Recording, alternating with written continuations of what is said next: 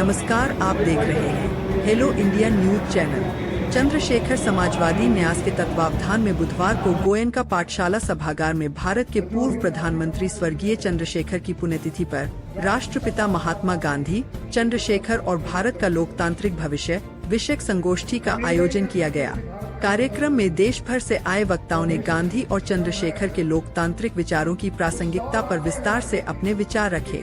मुख्य वक्ता राज्यसभा सांसद मनोज झा ने कहा कि महात्मा गांधी और चंद्रशेखर ने जिस लोकतंत्र की परिकल्पना की, उसमें समाज के अंतिम व्यक्ति की भागीदारी सर्वोपरि थी। उन्होंने कहा कि चंद्रशेखर गांधीवादी परंपरा के ऐसे वाहक थे जिन्होंने जाति, धर्म, क्षेत्र और नस्ल के आधार पर होने वाली विभाजनकारी राजनीति का आजीवन विरोध किया। प्रख्यात पत्रकार राजीव रंजन ने कहा कि लोकतंत्र की बुनियाद असहमति के सम्मान पर टिकी होती है। गांधी और चंद्रशेखर का जीवन आने वाली पीढ़ियों को लोकतांत्रिक मूल्यों के प्रति प्रेरित करता रहेगा। कांग्रेस के वरिष्ठ नेता एवं बीएचयू छात्र संघ के पूर्व अध्यक्ष मोहन प्रकाश ने कहा कि गांधी और चंद्रशेखर की सबसे बड़ी शक्ति लोकतांत्रिक मूल्यों की रक्षा के लिए सशक्त विपक्ष तैयार करना था। उन्होंने कहा कि लोकतंत्र को मजबूत बनाने के लिए विपक्ष का सम्मान करना आवश्यक है। कर्नाटक के विधायक बी.आर. पाटिल ने कहा कि चंद्रशेखर ने गांधीवादी मूल्यों के अनुरूप लोकतंत्र की रक्षा का जो उदाहरण प्रस्तुत किया, वह आज भी देश के लिए प्रेरणा स्रोत है। वहीं सपा विधायक ओम प्रकाश ने लोकतंत्र और गांधी चंद्रशेखर के विचारों की रक्षा के लिए समाज को विभाजनकारी शक्तियों से सावधान रहने का आह्वान किया। महंत विशंभर नाथ मिश्र ने कहा कि लोकतांत्रिक मूल्यों को संरक्षित रखने के लिए आस्था और नैतिकता का होना अनिवार्य है।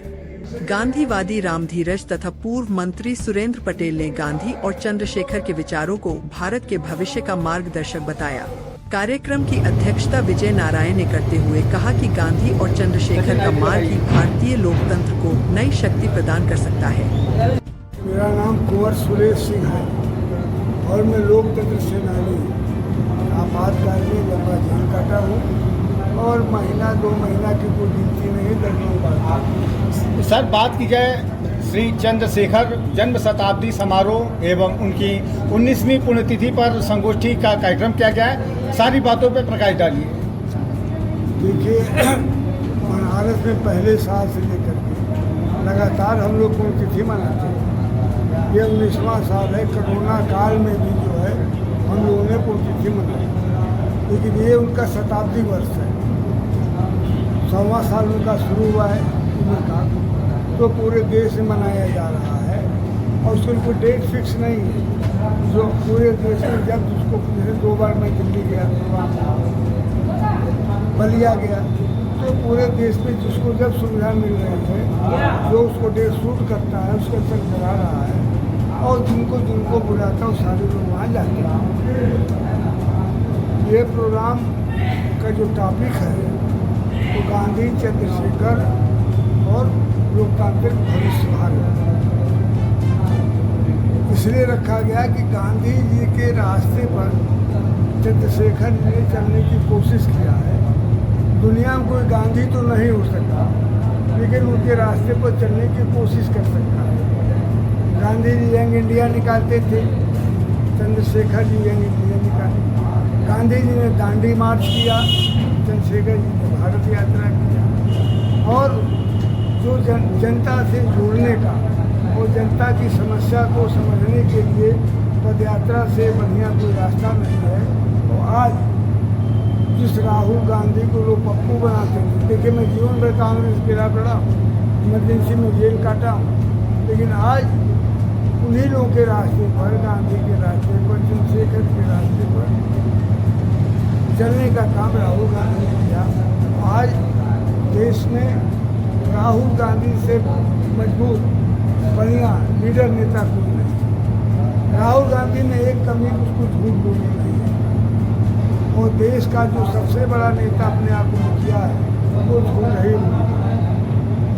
वो इतिहास बदल देता है। सिकंदर को गंगा के किनारे पहुंचा देता है। कबीर की समाधि पर जो है गुरु नानक देव और उनको पहुंचा देता है, बाबा गोरखनाथ को पहुंचा देता है। लेकिन विजय भारत तो वो आदमी इतिहास को बदल देता है। दिक्कत ये है कि आम आदमी को ये पता ही नहीं हर बात, और उनको पता नहीं कि देश का प्रधानमंत्री राघवेंद्र चौबे, अध्यक्ष महानगर कांग्रेस कमेटी। सर, आज चंद्रशेखर जन्म शताब्दी समारोह एवं उनकी 19वीं पुण्यतिथि मनाई जा रही है। महात्मा गांधी, चंद्रशेखर और हमारे भारत के लोकतंत्र पर जो है चर्चा की जा रही है, क्या कहना चाहेंगे? निश्चित रूप से आज जिस तरह का लोकतंत्र देश में बना दिया गया है, इसमें चंद्रशेखर सिंह जैसे सरीखे लोग बहुत ही याद आते हैं और मैं साधुवाद देता हूँ, आभार व्यक्त करता हूँ बड़े भाई सुरेश सिंह जी को, जिन्होंने उनकी स्मृतियों को सजते हुए एक बेहद और शानदार आयोजन किया है।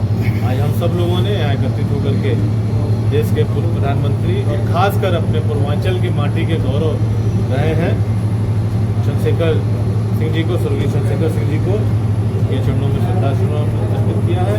और जिस बेबाकी से उन्होंने इस देश में लोकतंत्र में अपनी आवाज़ें उठाई हैं, लोकतंत्र के मूल्यों की स्थापना की, उसको अपनाने का मैं निवेदन करूंगा सबसे कि उनके दिखाए मार्ग और उनके दिखाए तरीके से आज चलने की ज़रूरत है।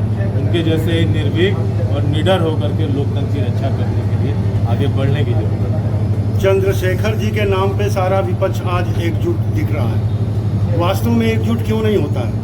नहीं, वास्तव में हम लगातार एकजुट हैं और एकजुटता इस समय की मांग भी है।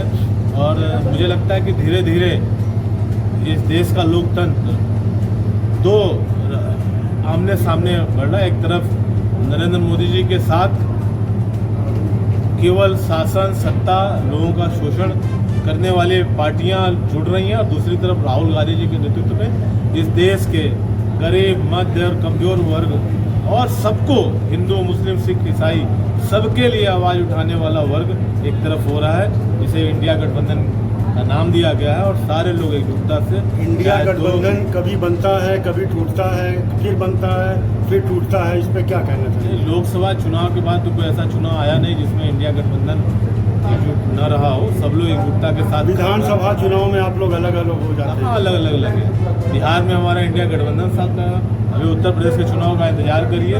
शीर्ष नेतृत्व हमारा लगा हुआ है, बहुत जल्दी आप सबको जो भी रणनीति है वो आप सबके सामने। बहुत बहुत धन्यवाद। धन्यवाद।